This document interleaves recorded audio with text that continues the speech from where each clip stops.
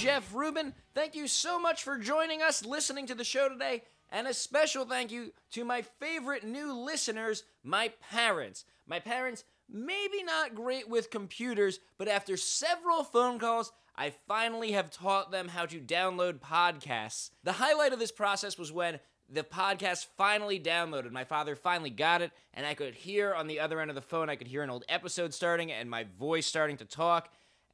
It was finally playing, and my father goes, "So I just listened to it." So yes, Mom and Dad, you just listened to it, but maybe not this episode, because today we are going to be talking about pornography, and a specific subgenre of pornography. We are going to be talking about porno parodies, like that 70s show, the XXX version, The Breakfast Club, the XXX version, Friends, the XXX version, and I am going to be joined by my incredibly talented friend and coworker. She writes for College Humor. She's written for Saturday Night Live, Sarah Schneider, and when Sarah's here, we will together introduce our other special guest.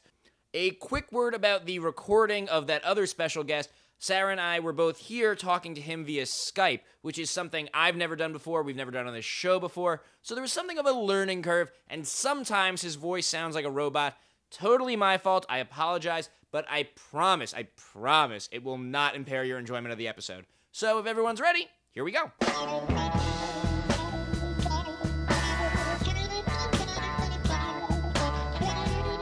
Jeff, your voice is so soothing. Sarah. It really is. It's interesting fact about this show is my friend Scott lent me the mics, as anyone who listened last week learned. That interesting was in quotes. Well, no, I'm getting the interesting part. Scott was like, you should use this mic for yourself because it takes out the mid-range and your voice has a lot of mid-range. Wow. And I didn't know, I know my voice has a quality to it, but I didn't know how to describe it until Scott told me I had a lot of mid-range. The tone and the timbre. He was like, you got to use this mic.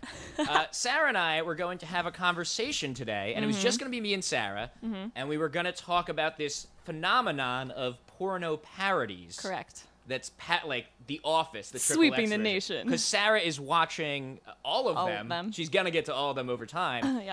For a column she's doing for SplitSider.com. Do you want to talk about that column quickly, Sarah? Yeah, I just have been fascinated by this genre. I don't know why it exists. I'm not totally sure who watches these, whether they watch them for comedy or pleasure, but I thought I would look into it and see what I could find out. So I've been reviewing porn parodies, hi mom, for SplitSider.com, and it's been eye-opening to say the very least. So Sarah and I were going to talk about this, and my idea was I was going to surprise Sarah and get her favorite porn star from these movies, James Dean.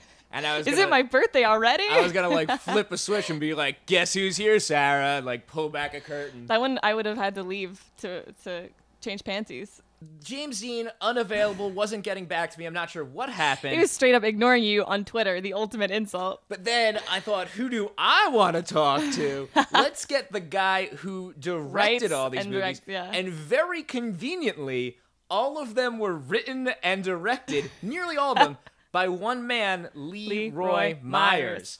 So today on the show, instead of me talking to Sarah about the porno, we're both going to talk to Lee. I don't know if we call him Lee. I don't know if we call him Leroy. We'll figure it out. So many questions. We're both going to talk to Lee about it. So let's get Lee on the old Skype horn, and God willing, this will work. I'll pretend I wasn't insulted that I wasn't enough to fill your podcast with.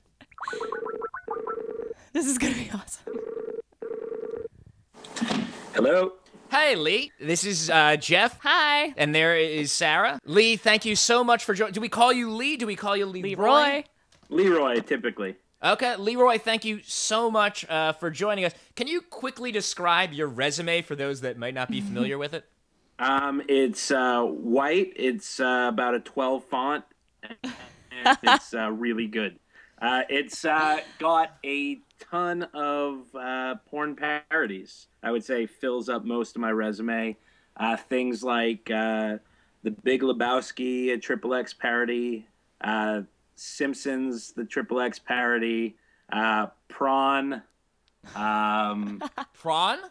Oh, it's a Tron porno? Yes, it is. Oh, Got it. That's perfect. Yeah, no, we had a great time making it. I co-directed it with Sam Hain, another porn parodist. And, yeah, we have a great time making it. I basically make porn movies that I would watch if I was drunk. Well, let me start there with the titles. It used to be a game kinda to name porno movie titles like Itty Bitty Gangbang or There's Someone Inside Mary or something like that. But now it seems like they're all just Simpsons, the XXX parody, Big Lebowski, the XXX parody. Did a law change or something? I mean, I've started naming my titles more wordplay friendly, more punny titles as of recent times. But what are some of those?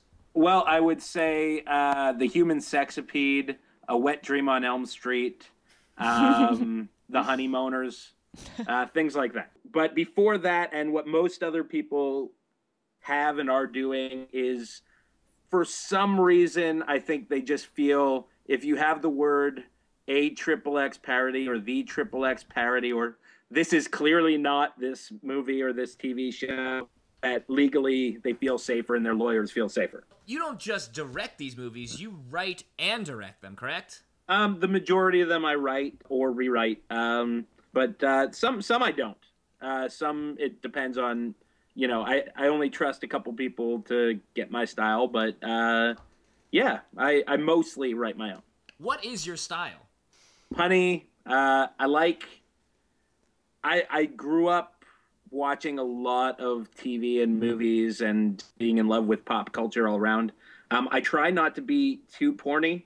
I try to be... Wait, go what back. Yeah. How do you be not too porny while you're making a porno? Well, I think if I'm porny, I do it as an homage to porn or as a parody of porn itself. Are you saying so you like avoid the scenes like we were just talking about where it's like the pizza guy, you know, you're trying to like avoid those if stereotypes? I do well, there were some movies I was pitched Avatar before Hustler did it, and if I was going to do an Avatar porn parody, I would have pizza guys. They'd all be blue, and I would just do porn scenes with blue people. But for the most part, I try to do an erotic version of a TV show or a movie, but I try to be less. I try to do puns, but I try to be a little more intelligent about them. Mm-hmm. I try to do something a little clever and not just a really easy rhyme. So, you know, or, you know, it's not about just insinuation. I'm trying to actually write jokes. Yeah, I'm trying to do what I would do normally and what I did before. So, you know, I worked with a lot of comedians and in my past, and I try to do things that I think they would be proud of, rather than thinking of, ooh, how do I get somebody to masturbate to this? What is the advantage of doing like this parody style of porn as opposed to just, you know, old vanilla regular porn? I think the advantage is I'm talking to you right now, and I do a lot of interviews. I think mainstream media really enjoys the silliness / taboo of it all. It's a very surreal thing that I do. I think, you know, I stand on set sometimes and go, I don't know if I can swear on this, but no, go. Totally. We're talking about pornography. We expect it doesn't always mean it, but but you know, I will stand on set and go, what the fuck am I doing? Standing next to somebody spray painted yellow for the Simpsons parody. You know, that actually, wait, I have to stop on that for a second. Everyone was spray painted in that? With oil-based makeup, yes. Okay, and then was there some sort of like visual effect? Because it was so perfect. I expected it all to rub off during all the friction, and it was perfect the whole time. I mean, you know, we you know, cut a lot on something like that. But what we did was it came out, I think the makeup came out a little more green. And on the tanner people, it came out a little more orange. So in post, you know, we love to play around with the color to make it a little more live action cartoonish. Yeah. So we did both. I thought the sets for that were phenomenal too, because usually if you're doing like Who's the Boss or you're doing The Office, you can go to an office or you can go to a house. But the Simpsons sets, it looks like you really had to build like these, you had to take this cartoon world and make it reality. We actually shot on location at the Simpsons home. Oh, wait, really? Well, No. there was a. I'm a Simpsons super fan, and there was like this contest they did around their 200th or 300th or who can keep track anymore episode, and they built like a fan won a house, and like and one of the Springfields, like in Arizona or something, they like built a replica of the Simpsons house, and for a second I thought you shot a porno there. No. I was just being sarcastic. It was honestly. It's almost disappointing. Sorry. We built most of our sets. And even though Who's the Boss set was actually, we built it to look, it was a replica of their living room and their kitchen. But things like The Office, The Office was my first porn parody. We just used an office. Mm-hmm. So, we've evolved over time. I think as we started doing more and people started actually getting into what I was doing, we decided to get closer and closer because people were asking for it. I'm glad we're talking about the production management of these. That's why everyone is listening to this porno episode. Those are my questions. I'm just impressed by the sets. It sounds like maybe you're mostly interested in doing these parody things. Have you ever done any non-parody pornos? Yeah. Actually, I've shot a lot of Gonzo, which is basically straight to the sex, and I started a line with the studio I was with before of for couples, like romance Harlequin porn? style romance, live action romance novels, basically. But the parodies are your favorite. I mean, they're some of my favorite. I mean, I like to mix it up like anybody else. I don't like to get bored on my job, so yeah, I mix it up. But I've done more parodies than probably anybody else working right now. So. You work at New Sensations, that's right? I did, yeah. Did. And that's like, you were hired by them to develop their porn parody series. No.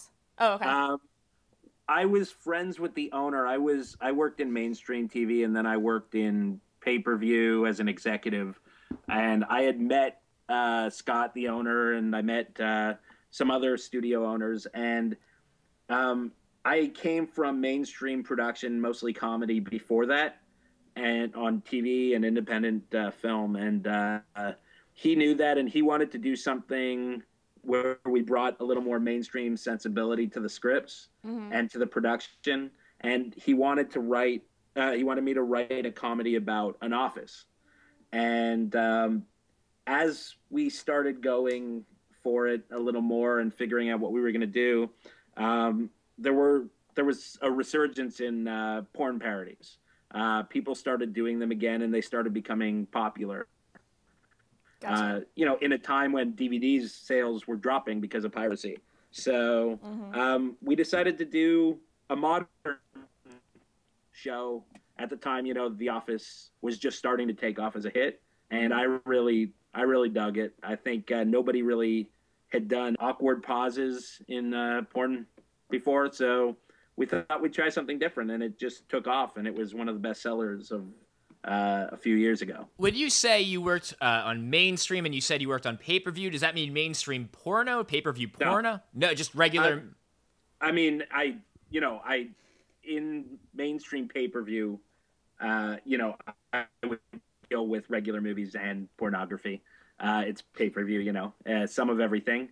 No, I worked in production for a long time, and then I moved to the desk side of television, for a channel that'll keep nameless right now, but and then a pay-per-view system that I helped build their video on demand with, and so I came from the production side, then the business side, then dropped out to make pornography. How did you get into that?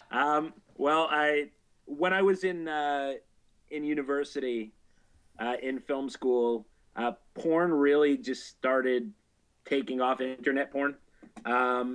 And by the end of it, when it started really kind of dropping and everything just kind of exploded for the internet boom, I just decided to try my hand on it, not realizing it was at the end of, the easy way to make a living is doing internet So I worked it out with some friends, and we started a company and started doing website stuff, and it was almost all softcore, and yeah, we medium lost our core. shirts. Yeah, we lost our shirts, and along with everybody else who performed in it, and yeah, it just started there. Then I kind of forgot about it, and I started working.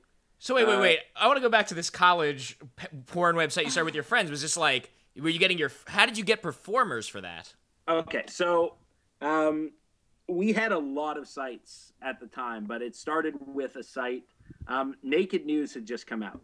I remember Naked News very well, yeah.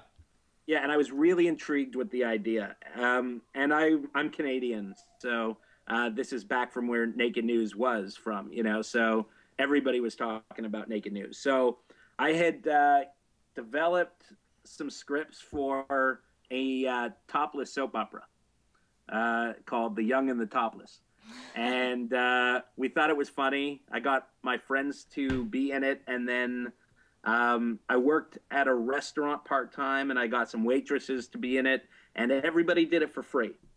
And we shot a couple things, but then I realized, okay, I'm going to have to shoot more of this, and I'm going to probably need a budget. So I got some investors, and we did that site, and then each of the people that we hired to do that site, we did their sites, so their own personal websites. Whoa. That, and it basically was a springboard into about 25 sites. Yeah, you had like a whole network going on. Yeah, and we failed miserably because you need tons of money to do something like that, which, we were naive about. Okay, let's get into the actual porno. Yeah. I'm fascinated by porno production, and I feel like there's questions I've always wanted to ask, and if we don't ask them now, I'm going to lose my opportunity forever.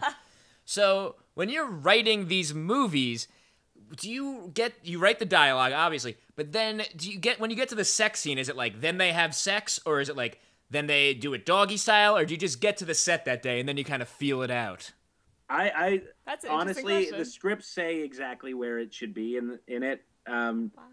And usually it says, at least in mine, it says sex scene number 1, who's in it. And so, we're pretty much set. We know who's going to be in it, and if there's anything that has to be said during the sex scene to move the story along. But is the actual sex itself scripted, or is that... No. Exactly what I said. Sex scene number 1 and who's in it, that's all that's scripted, unless there's something that's integral to the script. So is that up to the actors to kind of decide what positions and what kind of angles we're getting? It depends on the actors, and it depends on, if the character... I don't know. I can't even think of anything. But if there was something that the character should be doing, we talk them into it. But no, I mean, we direct the sex. I mean, the actors know what they're good at, and usually when we hire them, we know what they're good at, and most of the people we use, at least for my movies, are some of the more veteran performers. So I've worked with them a few times, and they know what I need, and we'll go into it. But no, we direct the sex. I mean, with a few exceptions, we direct pretty much everything. That actually, you were talking about people that you enjoy working with. Do you have favorites that you keep? I mean, I've seen a lot of people showing up in a lot of the parodies. So do you have favorites that you bring back and like want to try with different people? So what makes someone a favorite for you, I guess? Well, I mean, I already know who can fuck on camera. They have the reputation around the industry to be blunt. If they can act also, and they actually can figure out timing of a punchline and a setup, and if they can improvise, there's some people I use that can write something in their head, and it's usually pretty funny. Who? So I want to know. Like Anthony Rosano, to me is he's one of my favorites. Who did he play? He's been in almost all my movies, I think. He played Tony in Who's the Boss. You like that? He was very good in Who's the Boss. It was a very good Tony Danza. Yeah, he's great in pretty much anything. The guy is good, and he's like, he can do like a million different voices. He's definitely an impressionist. I'm gonna play a clip Whoa. of him as Tony Danza multimedia. in Who's the Boss, the XXX Parody. What are you doing? I thought I was gonna be taking a shower. Well, get out! Get out! No, get back here. I'm not done yelling at you yet. You can't just go around barging in on people in the bathroom. Oh, gee, you're right. It's a shame they haven't invented a mechanism that would prevent somebody entering a room wherein somebody else needs privacy. Oh, wait, that's right, they have. It's called a lock. How dare you? You are my housekeeper. I let you and your daughter live here because I thought you would respect our privacy. Angela! Do I need to remind you that you are in my employ? I'm in charge here. Well, do I need to remind you, Charles, that you're still in your birthday suit? Yeah, he's definitely somebody I would use over and over again.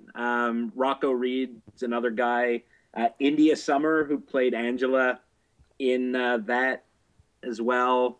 And then like Andy Sandemus, Kimberly Kane, Bobby Starr. God. I love Andy Sandemus. Yeah, Andy Sandemus like, is Marge in the Simpsons parody. Yeah, she's great. Christina Rose is great. Oh yeah, Elena in Seinfeld. Yeah, she was terrific. great. Yeah. Yeah, they're people that I just love to work with. And honestly, it starts with an audition and Now, what happens in the audition? no casting couch, believe it or not. No casting couch. Set I'm everyone a firm straight. believer in doing my job and going home to my wife. Aw. She wouldn't let me come home if there was a casting couch. What is more important for you in the audition? Someone doing a great Kramer impression or someone being great at fucking on camera? There's actually three things that I gotta figure into the equation, which is, can they do a great Kramer? Can they have sex on camera without costing us, 5 or 6 hours waiting for them to stay hard or be hard? I like how you thought about how to put that delicately for us. There was no delicate way. I mean, there is, but it's a podcast. I'm trying to keep your ratings up. And the third is, do they look anything like the character? Mm-hmm. I don't really like to cast somebody that doesn't look like somebody but can do a great impression. I've been very fortunate that so far so good. James Dean looks like it's Jerry Seinfeld and Zach Braff, and I do have to tell you that James Dean is my absolute favorite. That guy is, and I didn't put him on the list because I think he's above it. He's everybody's favorite. So he is. I really like him as a friend. Also, he's a great guy, great performer, and he gets all the jokes. And the girls like him, so it makes it really easy to have him on set, and he never complains. And he's played, he was Jerry Seinfeld, he was JD in Scrubs. He's JD in Scrubs. He plays Mo. Let's drop in another clip. What the hell? Let's throw in another clip of Sarah's favorite James Dean as Jerry Seinfeld. I get to pick it? Oh, okay. You can pick it. We can pick pick it. it. Pick one It's Gary. I'm sorry. This is James Dean as Gary Seinfeld. We're gonna see for Thursday. So say goodbye to summer. This show's turning me on. The news?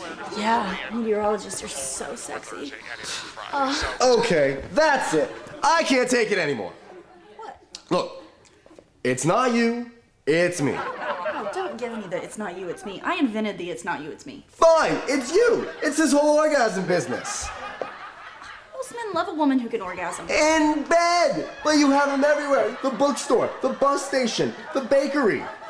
Good night, Gary. The hospital, the grocery store, the fish market. The voting booth, the opera, the stock exchange. The animal shelter, the racetrack, ground zero. Oh, Noman. Oh, Gary. It looks like it seems like the actors are having more fun doing this than they are doing regular pornos. Am I just watching am I watching the wrong pornos where it looks like no one's having fun, or is that true? You are.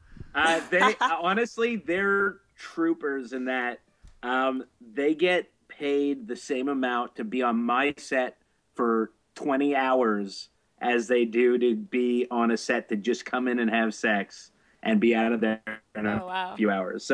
So if they're having a good time on our set, you know, I don't. They're probably on something.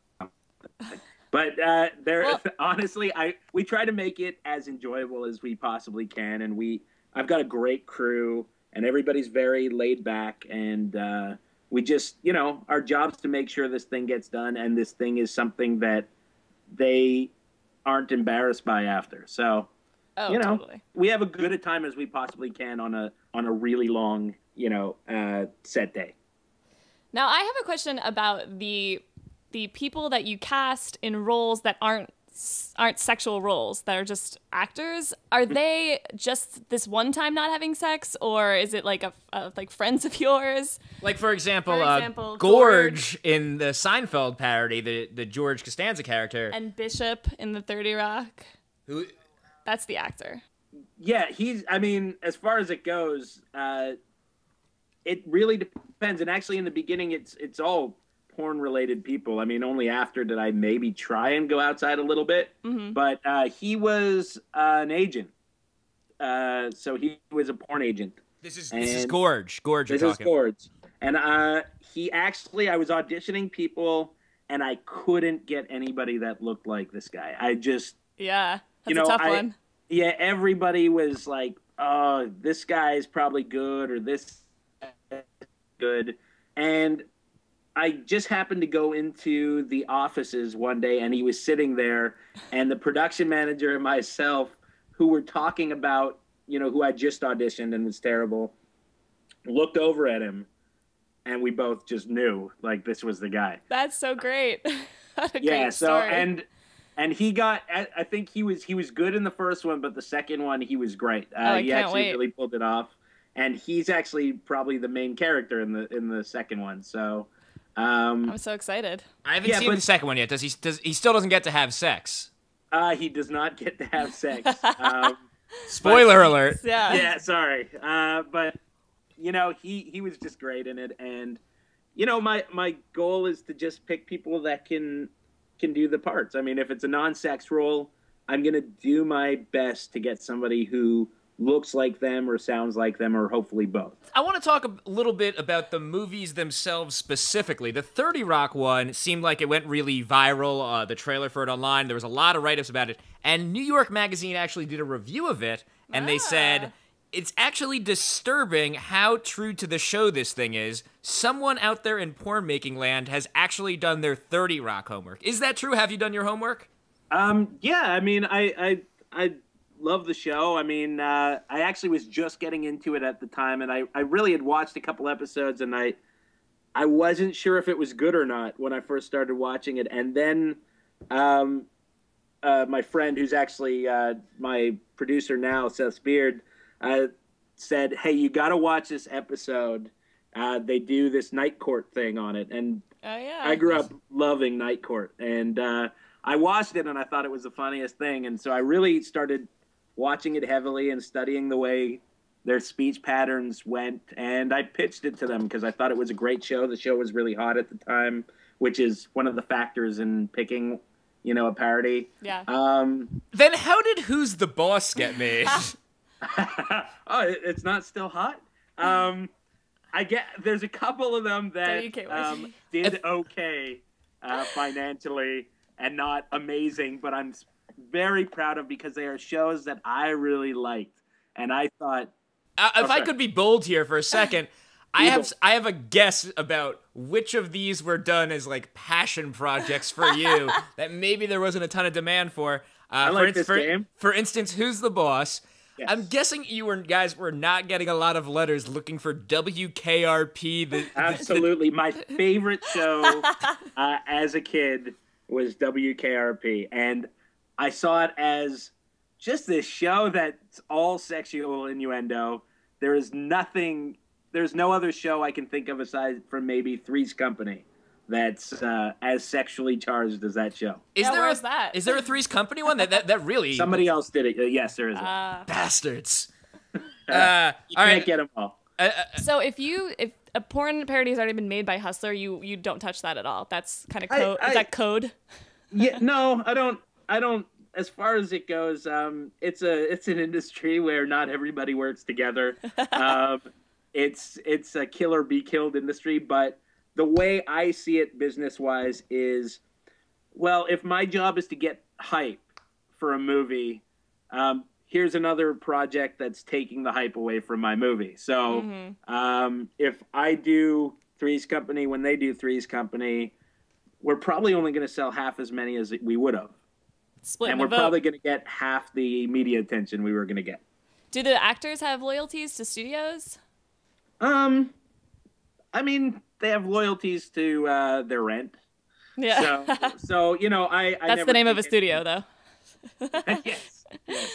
And paying rent, the rent is their number one priority.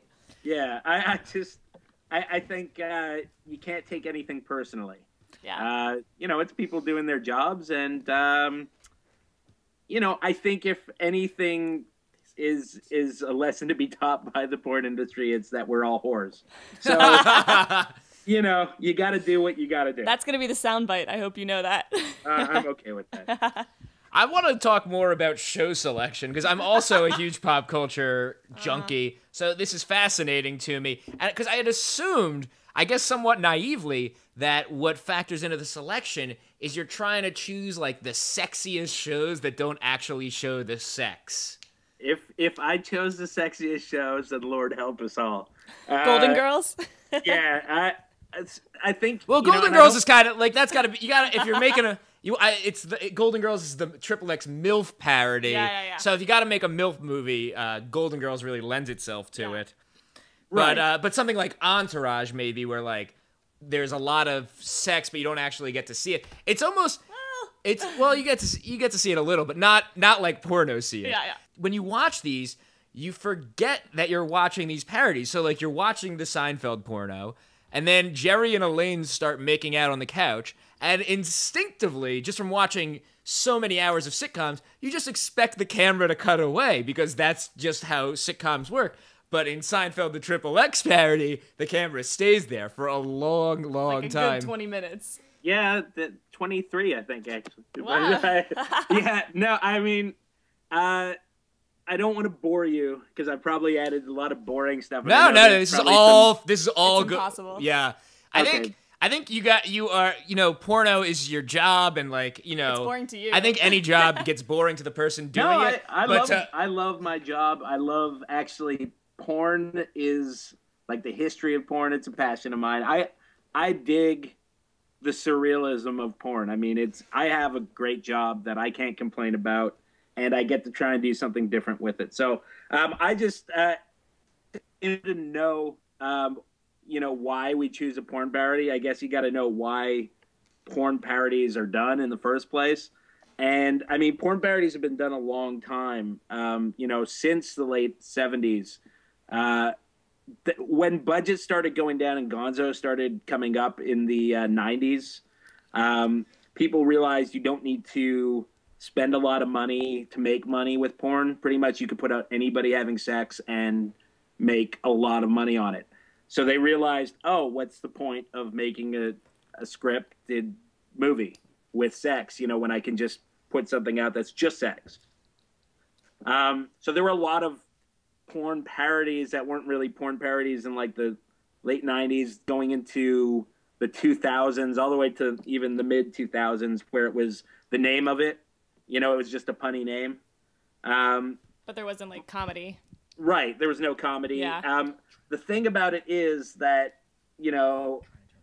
as we get into the internet age and, we move further and further and further into it, the internet has both helped and killed off porn as we know it. It's, piracy. You can get it for free now. Oh, yeah. And there's no governmental body saying, hey, it's wrong.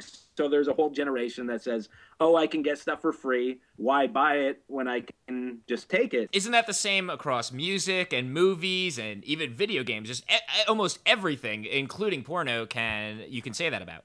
I would say yes and no. The difference is that it's hard to do a porn concert to make up any revenue. So, but you would sell a lot of tickets if you thought about doing a live event. I would, and I'd enjoy that money in prison. But I mean, it's as it kills it off, DVDs go less and less.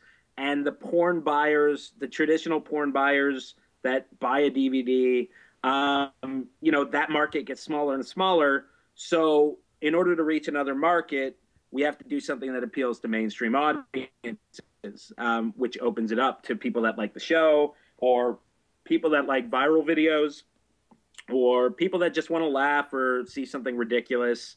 So people do porn parodies, I think, and that's why I do them, because it gets more mainstream attention than your regular porn. So plus it's nice when you want to just vacillate rapidly back and forth between laughing and being really turned on. Absolutely. Just that that quick back and forth. Feelings on earth. So, you know, you finally get something that does them both. But, you know, in my opinion, you know, it's you have to combine the both. I want something that's going to get mainstream attention. And for me personally, I mean, I've done some really ridiculous stuff that I can't believe I'm doing this. And, you know, maybe I even got talked into it, like Golden Girls. James Dean talked me into it, actually. But then I already love it.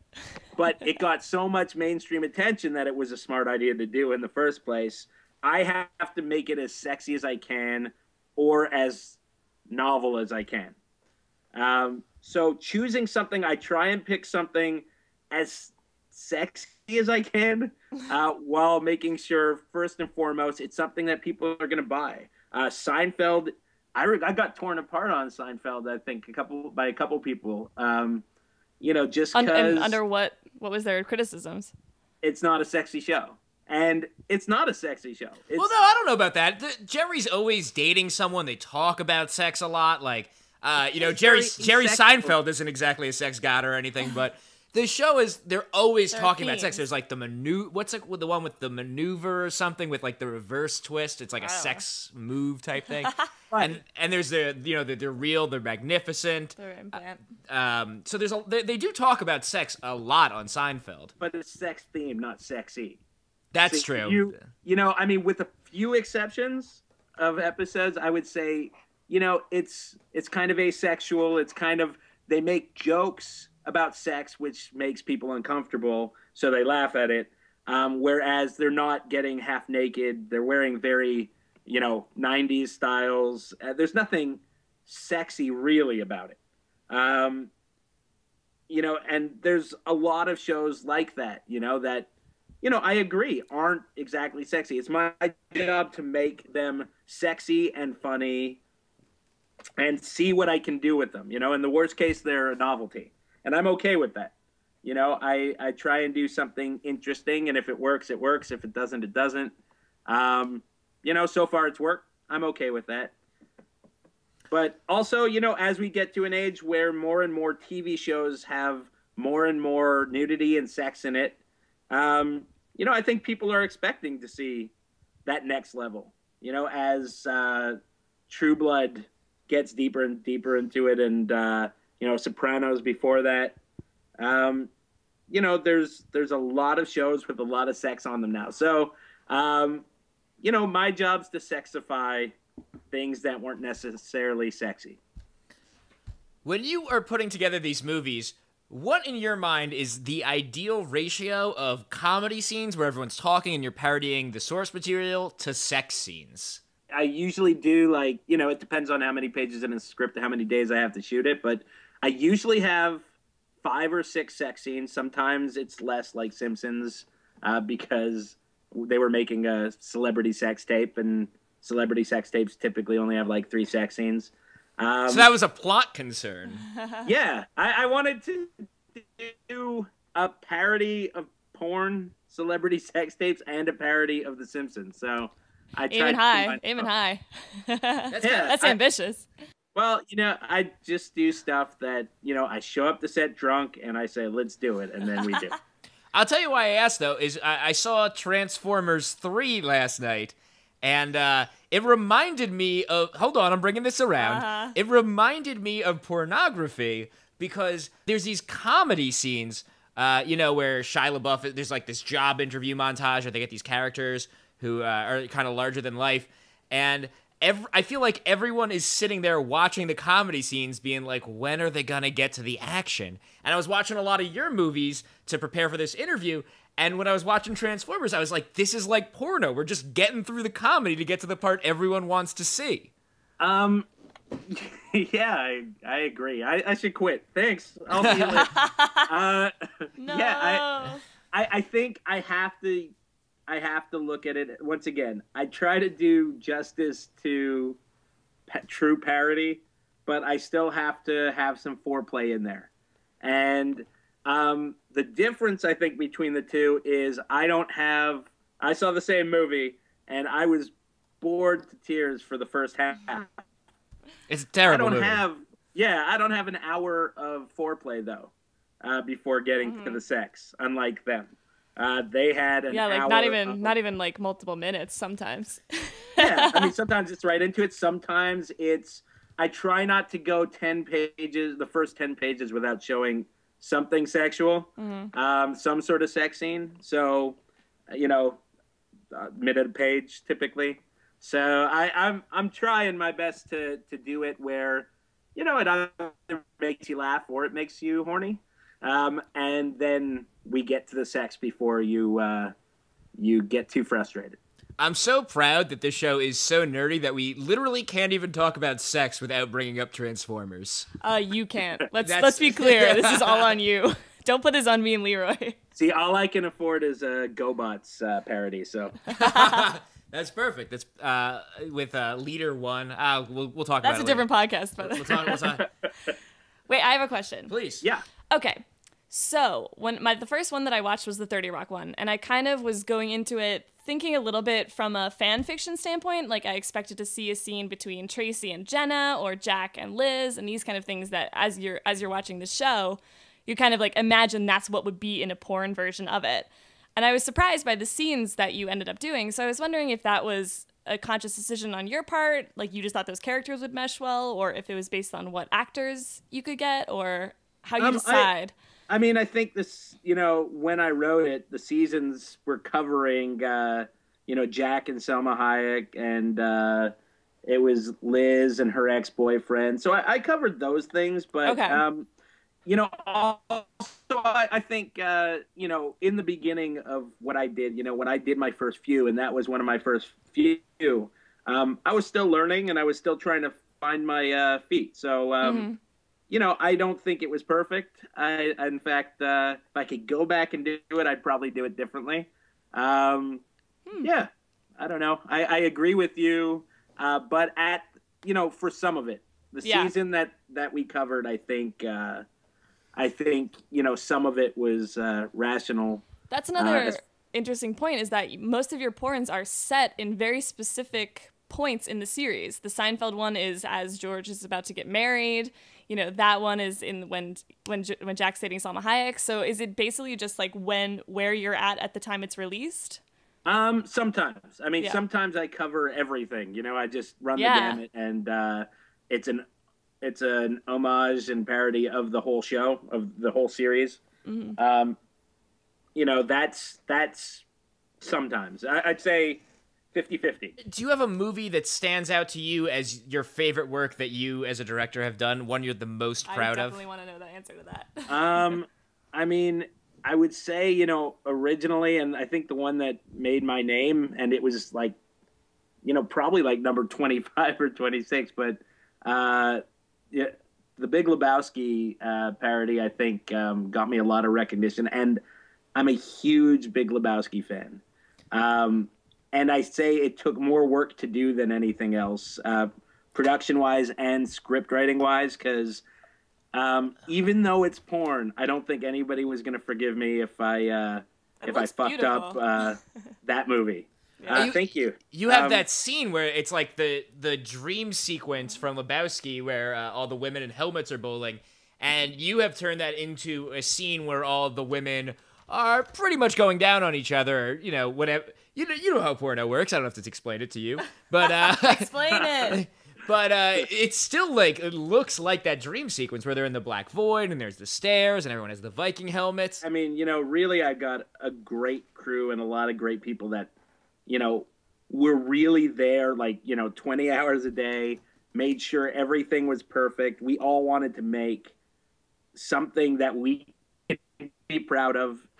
and it be pornography. So, we love that movie. People like Eddie Powell, who's another director who does parodies. He does these romance movies. He did a lot of post work. Paul Woodcrest. My wife did the. Oh wait, Paul Woodcrest is Ken from the 30 Rock parody, and he does most of my camera work. That scene in 30 Rock was like a very funny moment for me, and I'm actually curious about it. It's Paul Woodcrest plays Kenneth, and he fantasizes about becoming a head page. And in his fantasy sequence, he is being romanced by 2 women, but he does not play Ken. It's played by another actor. Right. Was that a conscious comedy choice? Yes. I applaud that. That made me laugh very hard. Thank you very much. The guy that played him, Eric Everhard, is a well-known male performer and a completely different looking person, body-wise, face-wise, than Paul Woodcrest. It's perfect. Yeah, and Paul looks a lot like Kenneth. Totally. So it was definitely part of our decision. But he does a great Kenneth impression. He does a great Kenneth. You know what? This is a great opportunity. Let's drop in another one of those clips. And here, fans of TCS, is the comedy trifecta. Miss Liz Lyman, the producer. Hi, Ken. I hope you all enjoy the show. Thank you, Miss Lyman. Oh, and a couple of quick messages for you. Your doctor called. It's not a growth. It's a small vibrating rubber toy that must have got stuck in your vagina. It's not. Don't judge me. You all just paid to take a tour of my workplace. Yeah, we try our best. I mean, I'm honestly, I have a job I'm very fortunate to have, and I get a lot of freedom in writing the scripts and making movies, and I'm very thankful that people like them. Do you like writing movie parodies better because it's kind of like a finite amount of material that you can co-opt versus a 6 or 7 season series? Yeah, I actually like the series. The movies are really difficult to write because there's so much. I don't want to just rip off the movie, and it's hard not to just rip off a movie because it's a movie. You can't.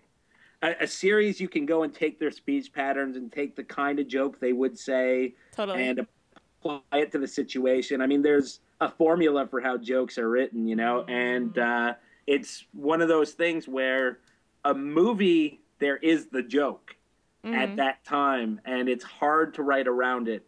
Lebowski was pretty difficult, and, some of the other things. But if it's, a series, I just did Wet Dream on Elm Street, and we got to take out of the whole series of movies. So, I much prefer to do a TV show with a lot of seasons. Just because there's more to pull from. Absolutely. That's cool. What's next for you? Do you have something you're working on? Yeah, I'm actually editing right now. I've got a few things on the burner. We shot a Family Guy parody that we're editing right now, and I think it's one of the best ones we've done. We've got Jeff's just got a huge boner. Just so you know. I will send you guys a copy in advance. Oh, please. Wait, so in the Family Guy one, who are the characters? You have a fat guy playing Peter. You have a fat guy playing I've got Anthony Rosano in a fat suit playing Peter. And his impression is incredible. Like the Homer for Oh my God, was great. The Homer was so good. Perfect. This is as good, if not better. Oh wow. How are you handling Stewie in the Family Guy XXX Parody? Just leaving him out? What about Brian? Brian is out also. Actually, one of the buyers who will remain nameless is opposed to us having somebody in a furry white suit and calling them a dog. So we left Brian out. We left Stewie out. We left the kids out. Actually, Meg is 18 in it. And we're very clear about that. Chris is not in it. We've got, actually, we went back in time and we have Cleveland in it, Joe, Quagmire, and we've got Lois, and there's even a giant chicken. So in the Simpsons parody, for those of you listening who haven't seen it, it's all POV from Homer. So you never actually see him, you hear him, you just get the benefit of his penis. So are you doing something similar so you don't have... Nope. Oh, okay. So is there's a person in a fat suit having sex? Oh, yeah. We do have that, and Anthony hates wearing fat suits. So I've put him in a fat suit for 3 different things. So hates it, which is why I kind of enjoy torturing him a little bit. You know, if he's going to have sex for a living, really, somebody has to show these people who's buff. Does it have cutaways to like random jokes, Yes. or does it have cutaways to random sex scenes? I'm trying to think back. Please say Not yes, really. Leroy. No, not really. I mean, it's really. I think it's probably one of the best scripts we've written. There's a couple of us that wrote it, and it is honestly, I think, one of the closest to a TV show we have. We've got a surprise visit by Ron Jeremy in one of the jokes. In fact, an open joke. Well, it's not a surprise anymore. God. Well, it's okay. I can live with that. But I think it's really, really funny, really good. We built the living room and the drunken clam, and yeah, I think it's great. Which was already named for a porn parody. Exactly. So we've got that. We've got Sailor Moon interactive movie. Oh man, that's gonna be a huge seller for you guys, right? I hope so. I'm speculating. I've never been a huge Sailor Moon and not really an anime person myself, but it feels like, based on, you know, the internet, there is a huge audience for a Sailor Moon porno. I can't believe it doesn't exist already, honestly. I've been in pre-production a little while just because interactives are a little more complex, where people get to choose what position they want to see, you know, which girl they want to see. Things like that. That's a great way to curb the piracy, too, because that's an experience you can kind of only get on the DVD. Absolutely. Definitely one of our thoughts for it. But I get at least 2 emails a day going, where the hell is this parody already? So what else are people demanding? Like, what is the most demanded? What are these emails like? I get some You should know you stuff. sent them. Was that you? I get some really crazy stuff sometimes. I get at least 5 or 6 emails a week telling me what movies I should do next. Actually, that Golden Girls, I started off as me telling James Dean about this guy who kept sending me an email to do Golden Girls parody, which I laughed off and thought was horrible. But I get things like, hey, do WWE XXX parody, and you know, just that makes sense. Just that stuff. makes you just did an that's like sort of a different approach to it, because it's like I don't know what to call wrestling, almost a reality show or something. Yeah. But you just did an Oprah one, which kind of breaks the format a little. I didn't. Not me. No, Actually, not me at all. It's on your IMDb. Not me at all. IMDb is wrong about porno? IMDb is wrong about porno. Believe it or not. You should be honored, though, that you're at the point now where some guy they- at IMDb is like, well, it's a porn parody, must be Leroy. I think they're like, any porn parody that shouldn't be seen, Leroy did it. So I'm okay with that if they think I'm insane. So that's cool. Yeah, they did. Hustler did the Oprah one. I haven't seen it yet. They've done weird. They've done like Fox News and like they do weird ones. Who wants to watch the people on Fox News fuck? I'm not saying they're all hate fucks, regardless. Are there any matchups that you haven't been able to make happen yet? I've got an idea. I've got some ideas. Ready for this? The Wire, the XXX version. Oh, you're going back to what we were just talking about. With McNutty. I've got all the characters named. Jesus. And what do you think? The Wire. I think if you did a Wire, it's not a comedy. But if it doesn't have to be a comedy. It doesn't have to be a comedy. I mean, Entourage isn't funny. Oh. Wow. All right, that hurt. Sorry. No, your version of Entourage, which I'm sure is very funny. I'm sure your version of Entourage is funnier than the past few seasons. I don't watch the show anymore. But does it have to be a comedy? No. In fact, I've produced, I think one of the best porn parodies out there is the Sex Files, which I produced for Sam Hain, who did the Tron porn parody with me. and is a friend of mine. I think the Sex Files is fan fiction at its best for porn. It feels like an episode. It's really dark. It's a little disturbing, but it's amazing. You could not get away with anything less. Those fans would literally track you down and murder you. Absolutely. Absolutely. But The Wire, I'd say, has the same sort of fan base. Yeah. If you did a Wire XXX parody, I think, and then the trailer for it were online, everyone would put that trailer up. I'd put that trailer on my blog. Everyone wants to see that. Because the only problem is that putting a trailer up never equates to any profit. Oh, that's interesting. Because it seems like some of them, like The Simpsons, I saw everywhere when that came out. Curb Your Enthusiasm, was that you? No. That was not you. But when that one came out, I saw it everywhere. So it seems like some of them, for whatever reason, go Simpsons more... did really well, I think, I agree. But some of them get tons of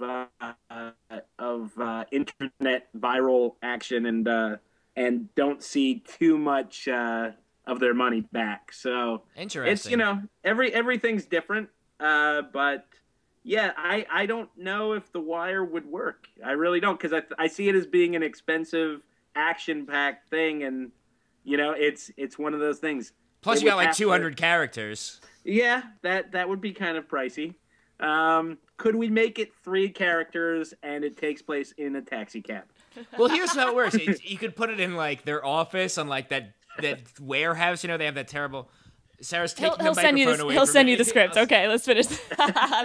How long is the script for your average porn movie? The average porn parody, I would say, between 15 and 30 pages. Anywhere between that. For the whole 2-hour film. Yes. Or 2 to 3 hour, I guess. Yes. Yeah. I have a question. It's somewhat abstract, but I'm watching the Seinfeld XXX parody, or I'm watching the Cheers XXX parody, which I also watched, and so everyone's laughing. There's a studio audience, theoretically. There's a laugh track. They're laughing at the joke, but then the characters start fucking. So in your mind, is the studio audience also watching the characters have sex? I would think that if I really had a studio audience, they'd probably be raping the cast. So I try not to have a studio audience. I try not to make them distract from the sex. I think if somebody's buying it for the parody aspect of it, they're buying it for the dialogue. If they're buying it and for the first couple minutes of the sex to go, oh, that's really funny.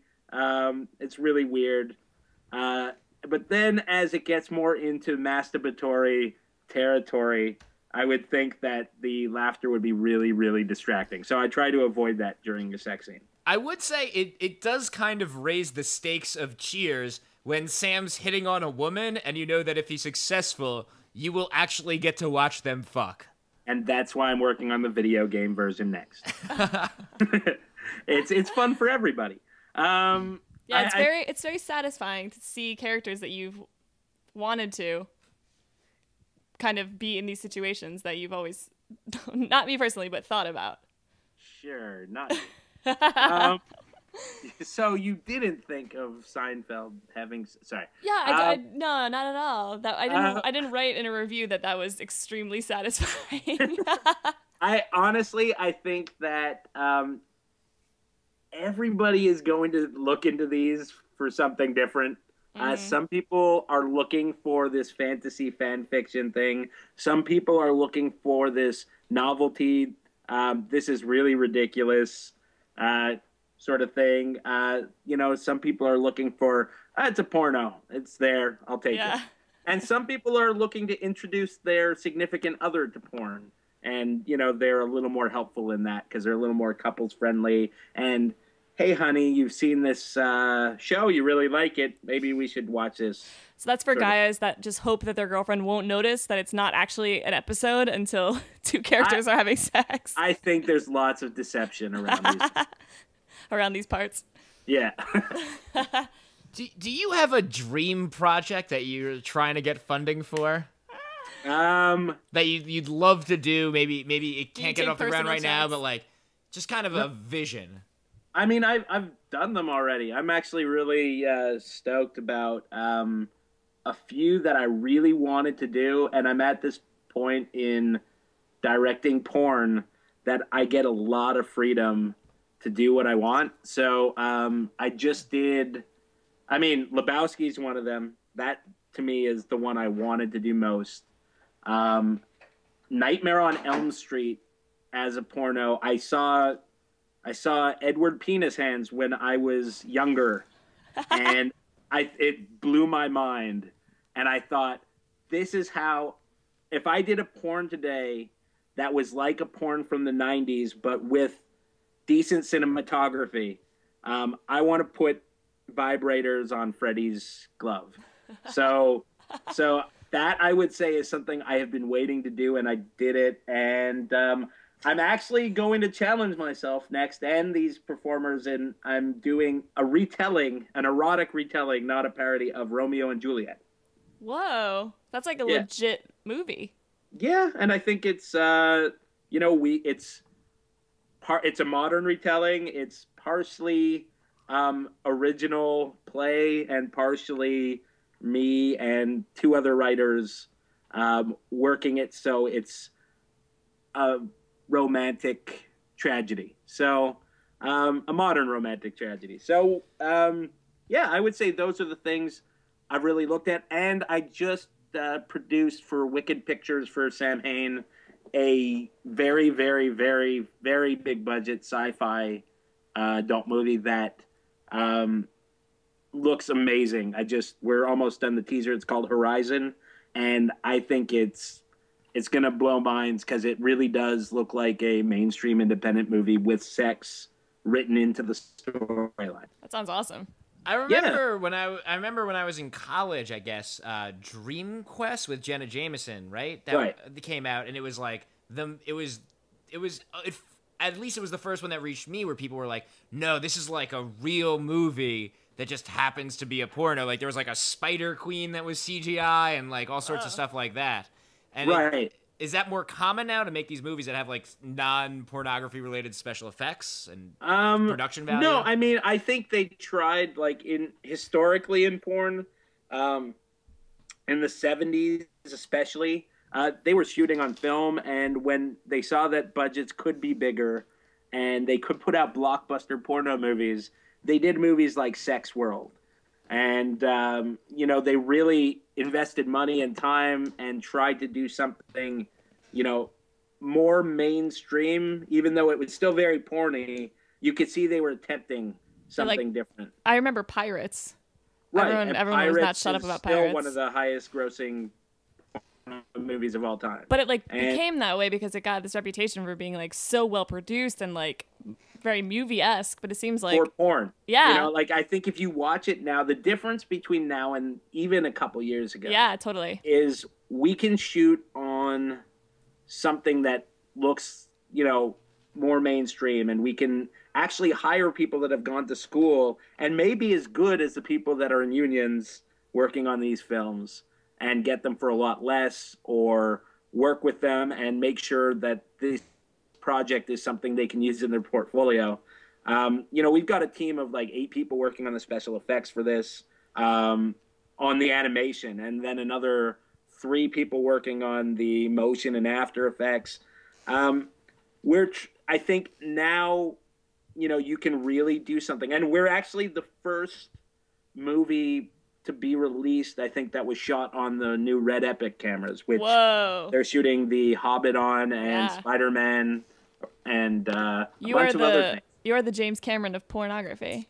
Well, we'll actually be the first, whether in porn or in mainstream, to use this, to release something on it. That's huge. So, we're trying something different. We see a merging of the two types of movies. It's still taboo, and it may be taboo a long time, but we're trying to do something that we think is cool.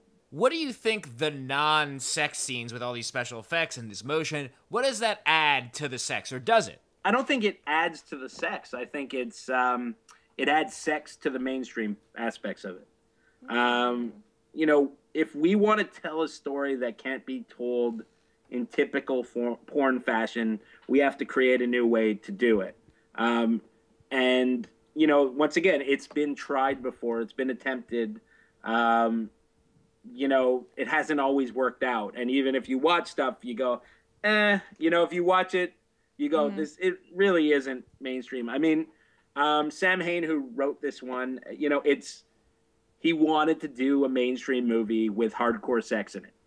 And, you know, I think that's what we have. Is it, you know, I think it's a crossover movie. It can be used as both. So, yeah. Well, it seems like with porn moving in that direction and like HBO moving in the other direction, it's all just gonna like blend together eventually into a beautiful harmony. HBO XXX, which will be their 7th channel. That'd be awesome.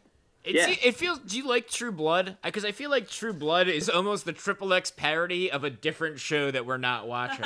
And I did a XXX parody of True Blood, but it's. How did you make True Blood? Or was there an additional challenge in making something like True Blood, which is already fairly pornographic, even more pornographic?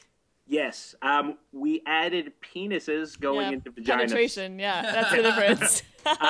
Really, what we did, we stuck with the theme, and that's what we did. There's no secret to it. I mean, yeah, Jeff, really, you idiot. You know, it's penises and vaginas and going all the way instead of just saying it. Do you watch your own movies? I'll for watch pleasure. No. I don't watch. I don't watch a lot of porn anymore. You're too desensitized to the whole thing.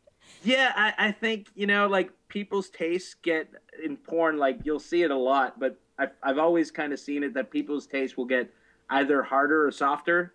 So they'll go for the more kinky stuff, or they'll go for the more girls gone wild, you know, type stuff. I'm definitely heading backwards to, you know, what I liked when I was a kid, which is like exploitation movies. And, you know, I like TNA stuff, personally. The basics. Yeah, Can't go wrong with that. In it. You know, it's weird when you watch your coworkers having sex. It's rare that you're turned on doing it. You know, it's just, especially when you know how much pressure and stress there is to make sure that is, and then you know, it's how much of a pain in the ass was that day comes back and haunts you, and you go, I cannot get off to this. Does anybody on set surprise you? I feel like they're like the set poses and the positions that everyone goes through. Can you, after doing it for so long, do you get surprised by anyone anymore? By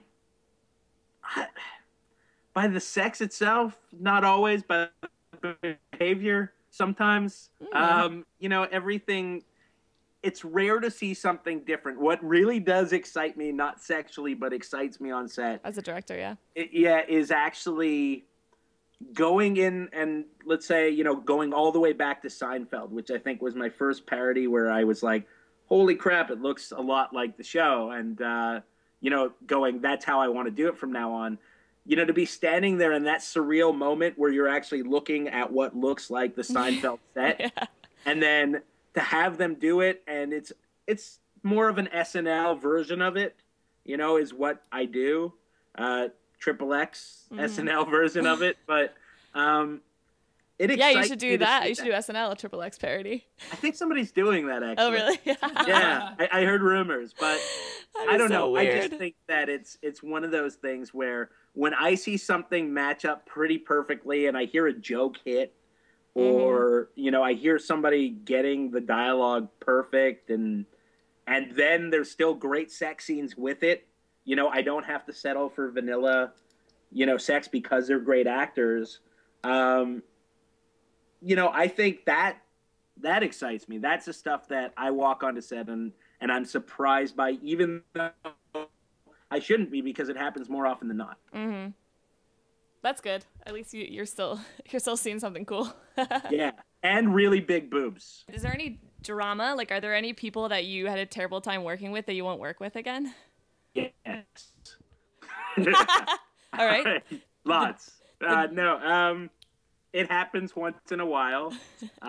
You know, the same way, you know, you guys go, you know, and see somebody, you know, people you know, and there's drama sometimes, or, you know, there's There's people at the office that people see, and there's drama. I want like porn gossip. I want to know like what's happening in the porn circles. Is any? I think what Sarah wants to know, or what she might be interested in. I'm speculating. Speak for me. Excuse me. But is there any like? Are there any like fucking related arguments? I think like beyond just the usual office stuff of like he's not working. Yeah, there's like, oh well, like he was fucking me too hard, or like that's not what the script called for, and then they get into an argument about that. Yes, stuff like that does happen. You know, and it's one of those things. My job is part director, part manager, and sometimes it's part babysitter. You know, any office has some fragile egos. Any office has, you know, this person bumped into me. Typically, it's not, oh, he fucked me too hard, because actually, I don't think I've really experienced that too often. It's like, you know, where somebody's hurt. More often than not, if it gets a little rougher, usually they're both really into it, and we have to tell them both to calm down a bit. Have you ever had to stop a scene that you were shooting, like mid-coitus? We stop scenes all the time, actually. We actually, those scenes you watch are cut, you know, we will take 5 or 6 breaks in a scene. I was going to ask that because you change camera angles so often and there clearly aren't other cameras in the shot. So yeah, it depends on the camera we're using, because if I'm using a Canon 5D, there's only so much memory on it. And, you know, it's one of those things that, you know, you have to stop to change the battery or change the card, or if it's another camera, change the tape. Now, is there someone on set who's like script supervising, like making sure the continuity of like boners is correct? Because it's impressively matched.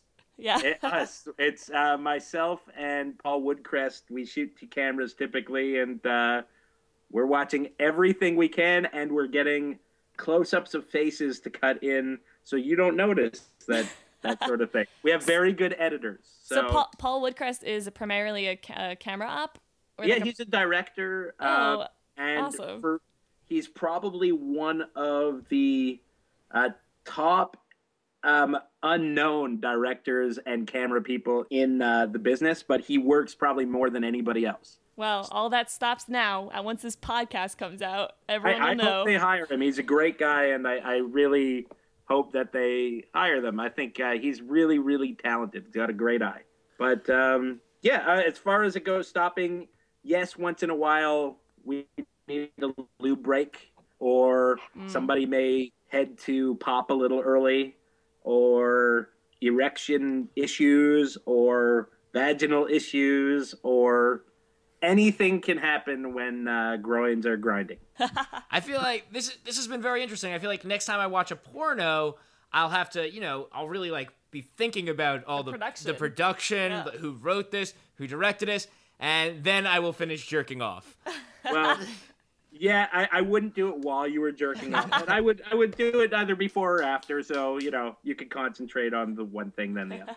Thank you so much for giving us this time. This has been fascinating, and what's frustrating is I feel like as soon as we're done, I'm sure I'm going to have a million more questions. Yeah, for sure. Well, you feel free to talk to me anytime, and I'm sorry if it was a little boring, but not at all. I don't get laid on set, so my job's not as fun as everybody else's.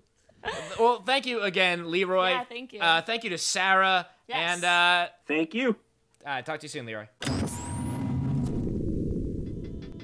That's this week's show. Come back next week when I'll be joined by both someone who was on Legends of the Hidden Temple and the host of Legends of the Hidden Temple. I will, of course, let everyone know when that is up via my Tumblr at jeffrubin.com, on my Facebook fan page, and on my Twitter at JeffRubinShow. Go ahead, tweet at me. See if I don't tweet back. That'll give me something to do until next week.